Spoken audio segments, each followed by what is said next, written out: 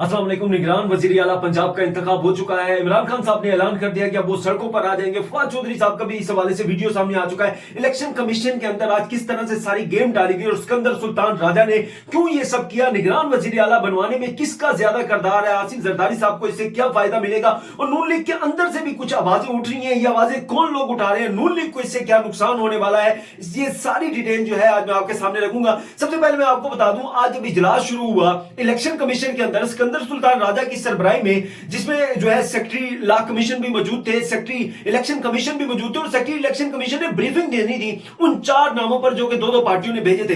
अहमद नवाज सुखेरा साहब जो कि पीटीआई के नाम थे, नवीद अकरम चीमा पीटीआई का नाम था, उसके अलावा अहद चीमा और मोहसिन नकवी, ये वो नाम थे जो कि नून लीग में दिए थे। अब मोहसिन नकवी साहब के मुतालिक इससे पहले अगर आप देखें तो सारी एक यूं कह लें कि पब्लिक लेवल पर एक उनके खिलाफ बात की गई, जिसमें कहा गया कि मोहसिन नकवी साहब किसी तौर हमें एक्सेप्ट नहीं है। अब उसे एक्सेप्ट क्यों नहीं किया गया, इसकी वजूहात जो है वो यूं कह लें कि फिरका वारियत की तरफ इसे लेकर जाया गया और कहा गया कि मोहसिन नकवी साहब जो है अहले तशी हैं, तो अहले सुन्नत के जो लोग हैं वो उन्हें एक्सेप्ट नहीं करेंगे, ब्ला ब्ला इस टाइप के बहुत सारा एक प्रोपेगेंडा किया गया उनके खिलाफ, पूरी एक कैंपेन लॉन्च की गई।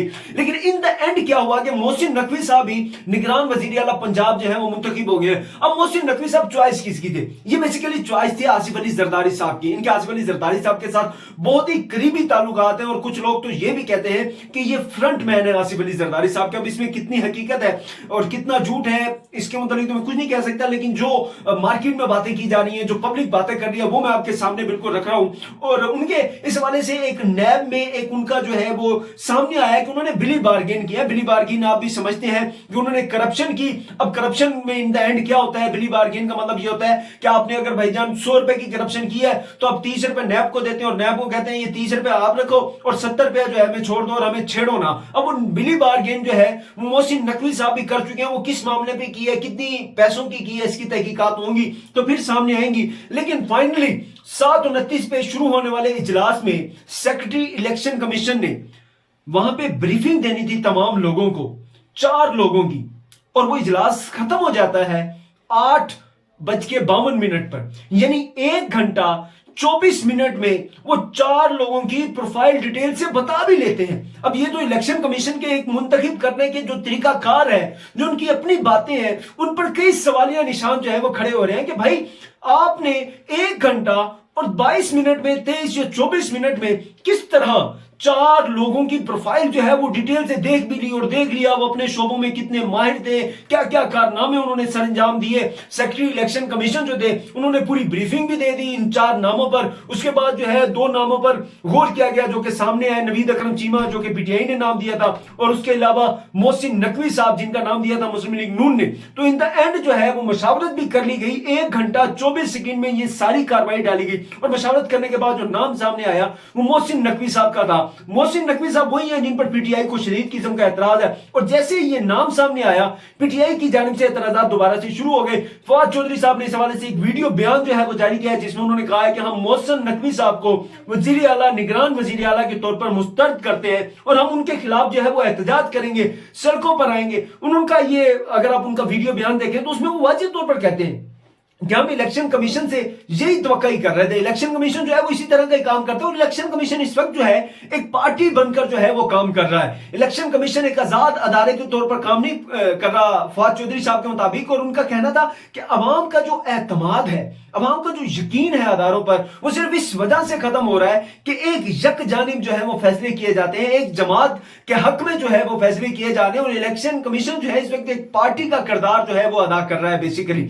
अब इस सारे मामले में पीटीआई फवाद चौधरी साहब एक और ऐलान भी कर चुके हैं कि वो अदालतों में जाएंगे, पिटीशन फाइल करेंगे, उनके खिलाफ जो है वो केस लड़ेंगे और पीटीआई मुकम्मल तौर पर जो है वो कोशिश करेगी कि मोहसिन नकवी साहब वजीर आला पंजाब न रह सके। अब पीटीआई का इल्जाम है कि वो अगर वजीर आला पंजाब रहे तो वहां पे पीटीआई को नुकसान पहुंचाया जाएगा, पीटीआई जो है इलेक्शन नहीं जीत सकेगी और बहुत ज्यादा मुश्किलात का सामना करना पड़ेगा। लेकिन अब जो कुछ डिटेल है वो मैं आपके सामने रखता हूं। अब पंजाब की सूरत हाल देख लें। मोहसिन नकवी साहब आसिफ अली जरदारी साहब के बहुत ज्यादा करीब है, बहुत ही करीबी ताल्लुक है उनका, यूं समझ लें एक दोस्ती वाला हिसाब है उनका। लोग तो उन्हें फ्रंट मैन भी कहते हैं। और अब पंजाब में जो है बड़े बड़े जो जागीरदार लोग हैं, जिन्हें आप कह लें कि इलेक्टेबल्स हैं, वो शामिल होंगे पीटीआई में, सॉरी وہ شامل ہوں گے پاکستان پیپلز پارٹی میں، اور انہیں شامل کروانے والے کون ہوں گے؟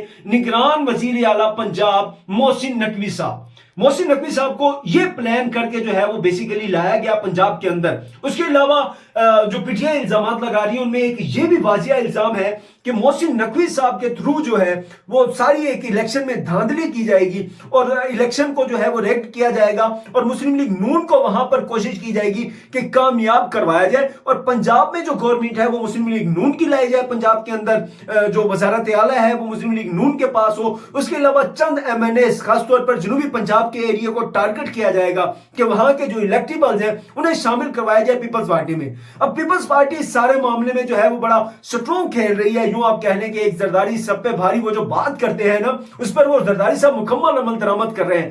اب بلوچستان کی صورتحال آپ دیکھ لیں، موسٹلی جو لوگ ہیں الیکٹیبلز بڑے بڑے، وہ باپ پارٹی جو ہے اس کے جتنے بھی بڑے لیڈر تھے، یا باپ پارٹی اب یوں کہہ لیں کہ ضم ہو گئی ہے پاکستان پیپلز پارٹی کے اندر، یعنی بلوچستان میں گورنمنٹ جو ہے وہ پاکستان پیپلز پارٹی کی آنے والی ہے۔ سندھ کی حالات آپ خود دیکھ سکتے ہیں کہ سندھ پر جو ہے وہ زرداری صاحب کی بڑی ایک مضبوط گرفت ہے۔ ابھی کراچی کا الیکشن ہوا، کراچی میں ایک بڑا شور تھا کہ بھائی وہاں تو خان صاحب مقبول ہے، وہاں تو پی ٹی آئی مقبول ہے، وہاں تو کسی اور جماعت کو ووٹ نہیں ملے گا۔ وہاں پہ جماعت اسلامی نے بہت زیادہ گراؤنڈ ورک کیا، تو کہا جا رہا تھا کہ حافظ نعیم الرحمان جو ہے وہ بڑی واضح فتح حاصل کریں گے، لیکن ان دا اینڈ کیا ہوا کہ پاکستان پیپلز پارٹی جس کے متعلق کوئی بات نہیں کر رہا تھا، عوام جس کو سپورٹ نہیں کر رہی، جس کے متعلق کوئی سوچ نہیں رہا تھا، جس کے متعلق کوئی کہہ نہیں سکتا تھا، کسی نے کوئی دعویٰ نہیں کیا تھا، اور خاص طور پر پاکستان پیپلز پارٹی کے جو رہنما ہے ان کو خود یقین نہیں تھا، پاکستان پیپلز پارٹی کراچی کا الیکشن جیت گئی، بلدیاتی الیکشن۔ اب اندازہ کر لیں کہ کس طرح وہاں پر الیکشن کروائے گئے ہوں گے۔ وہ پاکستان پیپلز پارٹی جس نے کراچی میں کوئی کام نہیں کیا، وہ پاکستان پیپلز پارٹی جس سے کراچی کی عوام ناراض ہے، وہ پاکستان پیپلز پارٹی جسے کراچی کی عوام مسترد کر چکی ہے۔ تمام ضمنی الیکشن میں چلے جائیں آپ، اس سے پہلے عام انتخابات جو 2018 میں ہوئے اس میں چلے جائیں، مسترد کر چکی ہے۔ لیکن اب یہاں پر کیا ہو رہا ہے؟ یہاں پر جی بلدیاتی انتخابات میں کون جیت جاتا ہے؟ پاکستان پیپلز پارٹی جیت جاتی ہے۔ اب یہ صورتحال جو ہے وہ وفاق کے لیول پر جو ہے وہ کریٹ کی جائے گی، اور کوشش کی جا رہی ہے، ایک ماحول بنایا جا رہا ہے، ایک انوائرمنٹ بنائی جا رہی ہے کہ کسی طریقے سے بلاول بھٹو زرداری صاحب کو وزیر اعظم پاکستان بنا دیا جائے۔ پنجاب میں جو ہے وہ مسلم لیگ نون ہو، سندھ میں پاکستان پیپلز پارٹی ہو، بلوچستان میں بھی پاکستان پیپلز پارٹی ہو۔ لیکن ایک اور بات، محسن نقوی صاحب اب اس وقت ایک جو کوشش کی جا رہی ہے کہ بلدیاتی انتخابات کسی طور نہ ہو، جو مسلم لیگ نون چاہتی ہے بیسیکلی۔ کیوں چاہتی ہے؟ کیونکہ ان کے پاس بیانیہ کوئی نہیں ہے، ان کے پاس بات کوئی نہیں ہے، عوام ان سے ناراض ہے، مہنگائی کر دی، آئی ایم ایف آپ کے جو ہے وہ بات نہیں سن رہا، آپ کے پاس ڈالر ہے نہیں، مارکیٹ کے اندر آپ نے جو ڈالر کا ریٹ دیا ہوا ہے وہ غلط دیا ہوا ہے، مصنوعی طریقے سے آپ نے ڈالر کا ریٹ روکا ہوا ہے، اور ایل سیز آپ کی کھل نہیں رہی، تاجر کے پاس جو ہے وہ مال نہیں ہے۔ کیوں نہیں ہے مال؟ کیونکہ وہ امپورٹ نہیں کر پا رہا۔ جب وہ باہر سے کچھ چیزیں امپورٹ نہیں کرے گا تو یہاں پہ مال کریٹ کیسے کرے گا؟ ایکسپورٹ جو ہے وہ دن بدن کم ہوتی جا رہی ہے، اوورسیز پاکستان کو پیسہ جو ہے وہ کم بھیج رہے ہیں۔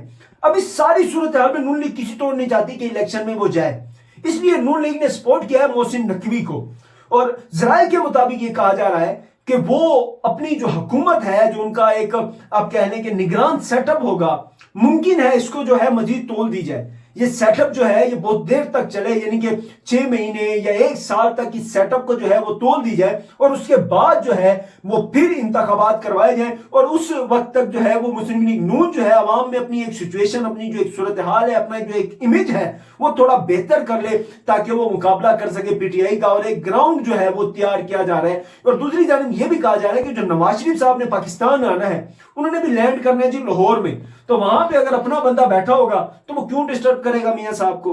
اپنے بندے کو کیا ٹینشن میاں صاحب نے کیا کیا کیا نہیں کیا؟ میاں صاحب تو ان کے لیڈر ہیں، جب وہ لیڈر ہے تو لیڈر کو کون ڈسٹرب کرے گا؟ تو میاں صاحب جیسے بھی آئیں گے ان کو فل پروٹوکول دیا جائے گا، اور ایک وہ جو لیگل کور فراہم کرنے کی بات کی جا رہی تھی، لیگل کور میں جو سیکیورٹی کا کور ہوگا، جو یہ کور ہوگا کہ آتے ہی گرفتار نہیں کیا جائے گا، جو یہ کور ہوگا کہ آتے ہی ڈسٹرب نہیں کیا جائے گا، جو یہ کور ہوگا کہ میاں صاحب کو ایک ریلیکس انوائرمنٹ فراہم کی جائے گی، وہ انوائرمنٹ فراہم کریں گے محسن نقوی صاحب۔